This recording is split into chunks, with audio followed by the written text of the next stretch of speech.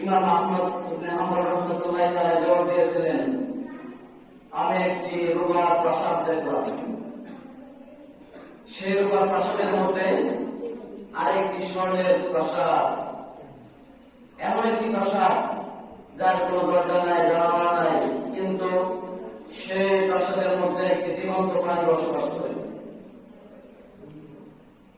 তখন তিনি লোকদেরকে প্রশ্ন করলেন, আপনারা জানেন সেই প্রাসাদটির নাম কি? আমি যদি আপনাদেরকে প্রশ্ন করি প্রাসাদটির নাম বলতে পারবেন? অনেকে হয়তো জানেন। ইমাম আহমদ ইবনে হাম্বল রাহমাতুল্লাহি আলাইহি তিনি লোকদেরকে ডেকে বললেন যে লোকেরা শুনে নাও, আমি যে প্রাসাদটির কথা বললাম এমন একটি প্রাসাদ যে এই প্রাসাদটি রূপার তৈরি, রূপার মতো, এবং তার ভিতরে আরেকটি প্রাসাদ, সেই প্রাসাদটি স্বর্ণের মতো, এমন একটি প্রাসাদ যার কোন দরজা নাই, জানালা নাই, আলো বাতাস দেওয়ার কোন অংশ নাই, অথচ সেইখানে বসবাস করে একটি জীবন্ত প্রাণী। ইমাম আহমদ ইবনে হাম্বল রাহমাতুল্লাহি আলাইহি বলেন, সেই প্রাসাদটির নাম হলো ডিম। সেই প্রাসাদটির নাম কি? ডিম। ডিমের উপরে কালার রূপার কালারের মতো, এবং ডিমের মাঝখানে যে কুসুমটা থাকে সেটা সোনালী রঙের। ইমাম আহমদ ইবনে হাম্বল রাহমাতুল্লাহি আলাইহি বলেন, আমি ডিম দেখে আল্লাহকে চিনতে সহজ হয়েছে আমার। সুবহানাল্লাহ। শুধু তাই নয়, আপনি যদি আপনার নিজের দেখেন, ভিতরে তাকিয়ে দেখেন, আল্লাহ তাআলা আমাদেরকে কত সুন্দর আকৃতি দান করেছেন। এই হাতটা রব্বুল আলামিন আমাদেরকে ইচ্ছা করে পিছন দিক দিয়ে দিতে পারবেন। এই যে নাকটা সুদা মুখের মাঝখানে দিয়েছেন, সে জায়গায় না দিয়ে রব্বুল আলামিন কবরের নিচেও দিতে পারতেন। রব্বুল আলামিন কুরআন কারিমে বলেছেন, আমি তোমাদেরকে উত্তম আকৃতিতে সৃষ্টি করেছি। শুধু তাই নয়,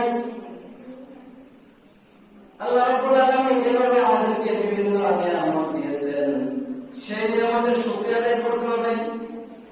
সেটা কথার মাধ্যমে, কাজের মাধ্যমে, হুকুম পালনের মাধ্যমে। শুধু তাই নয়, আমরা কখনো আল্লাহ তাআলার কাছে কোনদিন আবেদন করি নাই, হে মালিক আমাদেরকে আপনি মানুষ তৈরি করে দুনিয়াতে প্রেরণ করেন। রব্বুল আলামিন আমাদেরকে অনেক দয়া করে, মায়া করে, ভালোবেসে আমাদেরকে মানুষ বানিয়েছেন। শুধু তাই নয়, মানুষ বানানোর পরে রব্বুল আলামিন আমাকে পারতেন একটা ইহুদির করে, খ্রিস্টানের করে, হিন্দুর করে আমাকে আপনাকে পাঠাতে পারতেন। রব্বুল আলামিন মায়া করে হিন্দুর করে নাই, বুদ্ধর করে নাই, খ্রিস্টানের করে নাই, রব্বুল আলামিন আমাদেরকে মুসলমানের করে পাঠিয়েছেন। সুবহানাল্লাহ। শুধু তাই নাই, মুসলমান হওয়ার পরে রব্বুল আলামিন আমাদেরকে এখন বিভিন্ন পেরেশানির মধ্যে দিয়ে দুনিয়ার কোনো কাজে লিপ্ত করে রাখতে পারতেন। রব্বুল আলামিন আমাদেরকে সে দুনিয়ার সকল কাজকে বিসর্জন দিয়ে তার ইবাদত করার জন্য রব্বুল আলামিন মসজিদে আসার জন্য তৌফিক দিয়েছেন। এই জন্য রব্বুল আলামিনের কাছে মন থেকে শুকরিয়া আদায় করে বলি আলহামদুলিল্লাহ। প্রিয় উপস্থিতি, আল্লাহ রাব্বুল আলামিন আমাদেরকে এইভাবে বিভিন্ন নিয়ামত দিয়েছেন। কিরকম নিয়ামত? আমরা যে হাঁচি দেই, সেই হাঁচিটা যদি কোনো মানুষের বন্ধ হয়ে যায়, ডাক্তারগণ বলেন সেই হাঁচিটা যদি বন্ধ হয়ে যায়, সেই হাঁচি যদি প্রয়োজন হয়, এমন একটা হাঁচি দেওয়ার জন্য যে খরচটা হবে সেটার পরিমাণ হচ্ছে সর্বনিম্ন 40,000 টাকা। একটু চিন্তা করে দেখি, আমরা দৈনিক কত আমরা সেই হাঁচি দিচ্ছি। রব্বুল আলামিন আমাদেরকে এভাবে দয়া করে, মায়া করে সৃষ্টি করেছেন। এখন কথা হচ্ছে ওনার উদ্দেশ্য কি? এত সুন্দর করে সৃষ্টি করেছেন, সে উদ্দেশ্যটা কি ছিল? রব্বুল আলামিন বলেন, লা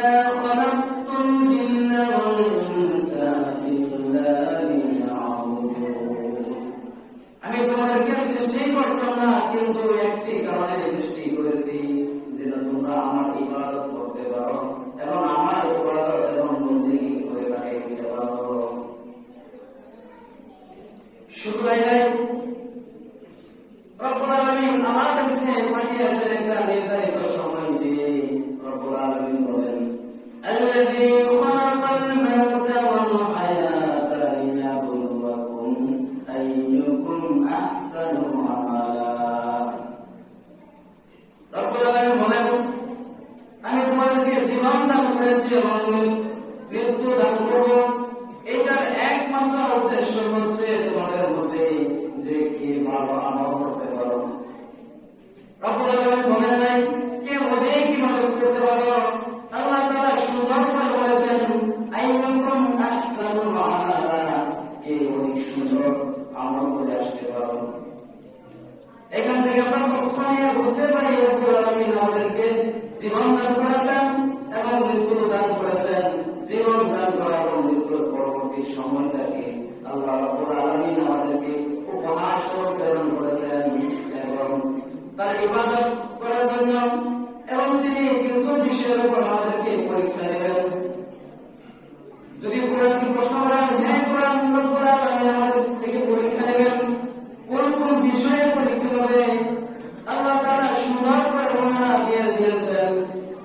আল্লাহ তাআলা বলেন وَلَنَبْلُوَنَّكُمْ بِشَيْءٍ مِّنَ الْخَوْفِ وَالْجُوعِ وَنَقْصٍ مِّنَ الْأَمْوَالِ وَالْأَنفُسِ وَالثَّمَرَاتِ وَبَشِّرِ الصَّابِرِينَ। রব্বুল আলামিন এখানে আমরা দেখেছি একটা ক্লাস 5 স্টুডেন্টদের যে পরীক্ষার মান হয়, যে প্রশ্ন হয়, একটা ক্লাস 10 সে ছাত্রের সে মান থাকে না, বরং তার যে কঠিন হয়। সেই পরীক্ষার জন্য কিছু স্টেপ রয়েছে, কিছু প্রশ্নের ব্যবহার হয়েছে। আল্লাহ রাব্বুল আলামিন এই আয়াতের মাঝখানে আল্লাহ তাআলা বলেছেন অবশ্যই আমি তোমাদেরকে পরীক্ষা নেব। 1 নম্বর পরীক্ষা হচ্ছে বিনাল খৌফ, ভয়ের মাধ্যমে। কেমন ভাই দুনিয়াতে চলতে গেলে দেখা যায় অনেক কিছু ভয় হয়, না জানি আমার কখন জীবনের ঝুঁকি আসে, এরকম ভয় মাঝে মাঝে আসে। শুধু তাই নাই, রব্বুল আলামিন 2 নম্বর বলছেন খোদা দেওয়ার মাধ্যমে, খাদ্যের আমলের মাধ্যমে রব্বুল আলামিন আমাদেরকে পরীক্ষা করবেন। 3 নম্বরে আল্লাহ তাআলা বলেন আল্লাহ তাআলা মালের ক্ষতির মাধ্যমে, সম্পদের ক্ষতির মাধ্যমে পরীক্ষা নেবেন। 4 নম্বর হচ্ছে আল্লাহ তাআলা ফসলের মাধ্যমে পরীক্ষা নেবেন। আল্লাহ তাআলা এতগুলো পরীক্ষা নেওয়ার মাধ্যমে আল্লাহ তাআলা জানিয়ে দেবেন তোমাদের মধ্যে কে অধিক ধৈর্যশীল। আমরা জানতে পারলাম আল্লাহ তাআলা পরীক্ষা করার মূল উদ্দেশ্য হচ্ছে আমাদের মাঝখান থেকে কি আল্লাহ তাআলার পরীক্ষায় উত্তীর্ণ হতে পারে, তার জন্য রব্বুল আলামিন প্রতিদান হিসেবে জান্নাত দিয়েছেন। সম্মানিত উপস্থিতি, আল্লাহ তাআলা আমাদেরকে পরিচালিত করার জন্য রব্বুল আলামিন যুগে যুগে অসংখ্য নবী রাসূল পাঠিয়েছেন। কোরআনকে প্রশ্ন করেন যদি, হ্যাঁ কোরআন, আল্লাহ তাআলা অসংখ্য নবী রাসূল প্রেরণ করেছেন। তাদেরকে কেন প্রেরণ করা হয়েছিল? রব্বুল আলামিন বলেন وَلَقَدْ بَعَثْنَا فِي كُلِّ أُمَّةٍ رَسُولًا أَنِ اعْبُدُوا اللَّهَ وَاجْتَنِبُوا الطَّاغُوتَ। রব্বুল আলামিন বলেন প্রত্যেক জাতির জন্য, প্রত্যেক সম্প্রদায়ের জন্য আমি নবী প্রেরণ করেছি, রাসূল প্রেরণ করেছি। তাদেরকে প্রেরণ করার উদ্দেশ্য হলো তারা বলবে আমি আল্লাহ, তোমরা দুনিয়ার সকল কিছু বাদ দিয়ে একমাত্র আল্লাহ রাব্বুল আলামিনের ইবাদত বন্দেগী করবে। 2 নম্বর অপশন হচ্ছে অচেতনী দুনিয়াতে মানুষ বা মানুষের করা যত মন্ত্র রয়েছে, যত মন করা যত মন্ত্র রয়েছে, এগুলা পরিহার করে এক আল্লাহ ইবাদতের জন্য আহ্বান করবে। শুধু তাই নাই, রব্বুল আলামিন আমাদেরকে পরিচালনা করার জন্য একটি গাইডলাইন হিসাবে কোরআন কারীমকে প্রেরণ করেছেন। যদি প্রশ্ন করেন হে আল্লাহ আপনি আমাদেরকে কোরআন দিয়েছেন, কেন দিয়েছেন? রব্বুল আলামিন বলেন وَنَزَّلْنَا عَلَيْكَ الْكِتَابَ تِبْيَانًا لِكُلِّ شَيْءٍ। আল্লাহ তাআলা বলেন আমি এমন কিতাব নাযিল করেছি, তোমাদেরকে দিয়েছি, এই কিতাবের মধ্যে তোমার ব্যক্তি জীবন থেকে রাষ্ট্রীয় জীবন পর্যন্ত এমন কোন দিক নাই, এমন কোন বিভাগ নাই যা করে বর্ণনা করে পরিচালনা করবেন সেই সুন্দর সিস্টেম নিয়ে আল্লাহ তাআলা কোরআনে বর্ণনা করতেছেন। আর সেই কোরআন আমরা যেন পড়তে পারি সেই জন্য রব্বুল আলামিনের কাছে তৌফিক কামনা করছি। 2 নম্বর কথা হচ্ছে আল্লাহ তাআলা যত নবী প্রেরণ করেছিলেন সকল নবী রাসূলের মিশন ছিল একটা, দাওয়াত ছিল একটা, টার্গেট ছিল একটা। তারা লোকদেরকে কি বলতো? কোরআন কারীম জানিয়েছে, ইয়া কওমি আ'বুদুল্লাহ মা লাকুম মিন ইলাহিন গায়রুহু। প্রত্যেক নবী রাসূল বলেছেন, হে আমার সম্প্রদায়, তোমরা একমাত্র আল্লাহ তাআলার ইবাদত করবে। শুধু তাই নয়, আল্লাহ তাআলা যত নবী রাসূল প্রেরণ করেছিলেন সকল নবী রাসূল সেই দাওয়াত দিতে গিয়ে সব সময় তারা নির্যাতনের শিকার হয়েছিলেন। এরপরে নবী রাসূলদের পরে সাহাবায়ে কেরাম নির্যাতন ভোগ করেছেন। সাহাবায়ে কেরামদেরকে কিভাবে নির্যাতন করা হয়েছিল? হযরত খাব্বাব রাদিয়াল্লাহু তাআলা একজন কামার ছিলেন, সে লোহার জিনিসপত্র তৈরি করতেন। ইসলাম গ্রহণ করার কারণে তাকে কাফেররা ধরল, তাদেরকে নির্জন জায়গায় নিয়ে যাওয়া হলো। সেই লোহার উত্তপ্ত লোহাকে তার পিতার ভিতরে ঢুকে দেওয়া হলো এবং তাকে বারবার বলা হলো যে খাব্বাব, তুমি যদি ঈমান ছেড়ে দাও, ইসলাম ছেড়ে দাও, তোমার এই শাস্তি শেষ করে দেওয়া হবে। হযরত খাব্বাব রাদিয়াল্লাহু তাআলা কাফেরদের সেই অফার গ্রহণ করলেন না। তিনি বললেন যে আল্লাহ তাআলার প্রতি ঈমান এনেছি, আমার জীবন যদি চলে যায় আমি সেই ঈমান কখনো ছাড়ব না। শুধু তাই নাই, হযরত ওমর রাদিয়াল্লাহু তাআলা বলেন, প্রশ্ন করলেন, হে খাব্বাব, হে ভাই, তোমার ভিতরে এমন কালো কেন, দাগ কেন দেখা যায়, কষ্ট কেন দেখা যায়? খাব্বাব রাদিয়াল্লাহু তাআলা বলেন, ইসলাম গ্রহণ করার কারণে আমার পিঠে এমন দাগ হয়েছে, এমন কষ্ট হয়েছে। শুধু তাই নাই, হযরত খুবাইব রাদিয়াল্লাহু তাআলা যখন ইসলাম গ্রহণ করলেন, সেই ইসলাম গ্রহণ করার কারণে তাকে কাফেররা ধরল, তাকে জেলখানায় আবদ্ধ করল এবং তার প্রচুর পানি, খাবার দাবার সকল কিছু বন্ধ করে দেয়। জেলখানায় যারা কারারক্ষী ছিল তারা দেখতে পেলেন খাব্বাবের খাবার বন্ধ, পানি বন্ধ, কিন্তু খাব্বাবের এত সুন্দর চেহারা। কারারক্ষীরা তাকে প্রশ্ন করলেন, হে ভাই খুবাইব, তোমার এত সুন্দর চেহারা কেন? খুবাইব রাদিয়াল্লাহু তাআলা বলেন, আল্লাহ রাব্বুল আলামিন আমাকে সুন্দর খাবারের ব্যবস্থা করেছেন। ইসলাম এমন ভাবে যারা যুগে যুগে ইসলামকে মেনে নিয়েছে, এভাবে জুলুম নির্যাতন এসেছে, অথচ আল্লাহ তাআলা সেই ইসলাম আমরা পালন করি না। আল্লাহ তাআলা আমাদেরকে কত নিয়ামত দিয়েছেন।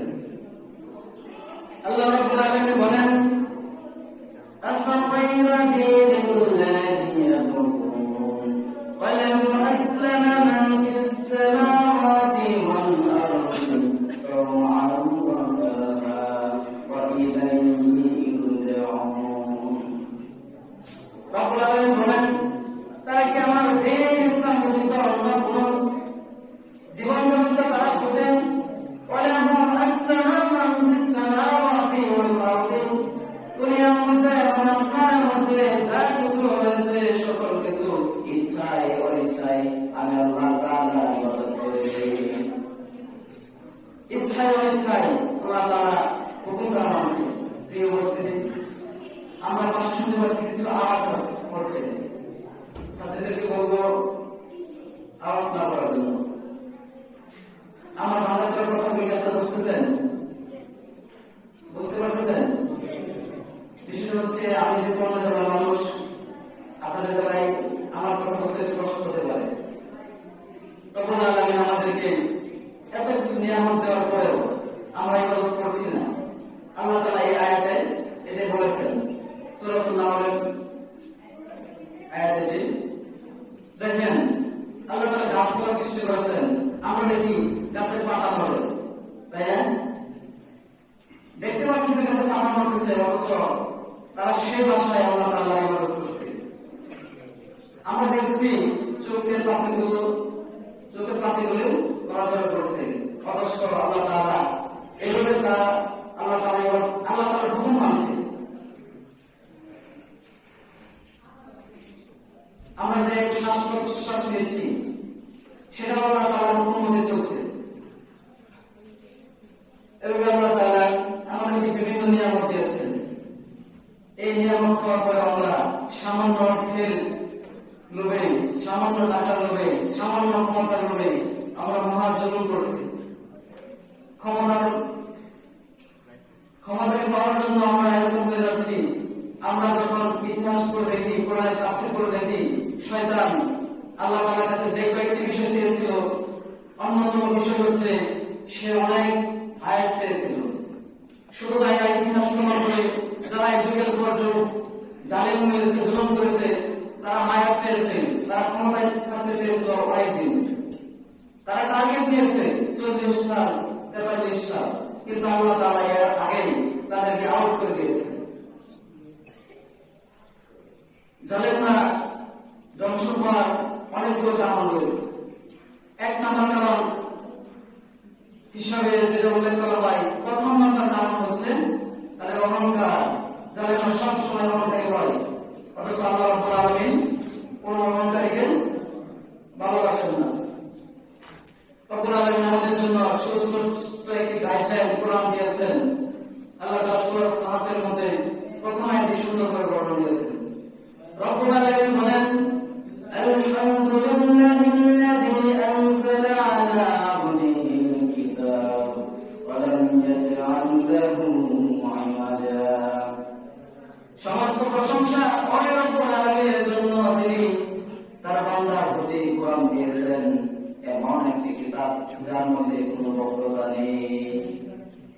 এই কোরআন এমন একটি কিতাব, কোন বিচার যদি এই কোরআন দ্বারা বিচার না করেন, রব্বুল আলামিন বলেন, ওয়ামান লাম ইয়াহকুম বিমা আনজালাল্লাহ ফাউলাইকা হুমুল কাফিরুন। রব্বুল আলামিন বলেন, আমার দ্বারা বিধান দ্বারা, কোরআন দ্বারা কোন বিচার, কোন রাষ্ট্র নেতা যদি বিচার না করেন, আমি আল্লাহ তাআলা সুন্দর করে ঘোষণা দিচ্ছি, সে হচ্ছে কাফের, সে হচ্ছে জালেম, সে হচ্ছে ফাসিক। শুধু তাই নাই, রব্বুল আলামিন আমাদেরকে প্রশ্ন করবেন। আল্লাহ তাআলা সূরা তাকাবুরের মধ্যে বলেছেন, সুম্মা তুসআলুনা ইয়াওমাইযিন আনিন নাঈম। আল্লাহ তাআলা আমাদেরকে প্রত্যেকটা নিয়ামতের বিষয়ে প্রশ্ন করবেন। আমরা সেই নিয়ামত ভোগ করার পরে তার ইবাদত করেছি কিনা, শুকরিয়া আদায় করতে পারছি কিনা, সেই বিষয়ে রব্বুল আলামিন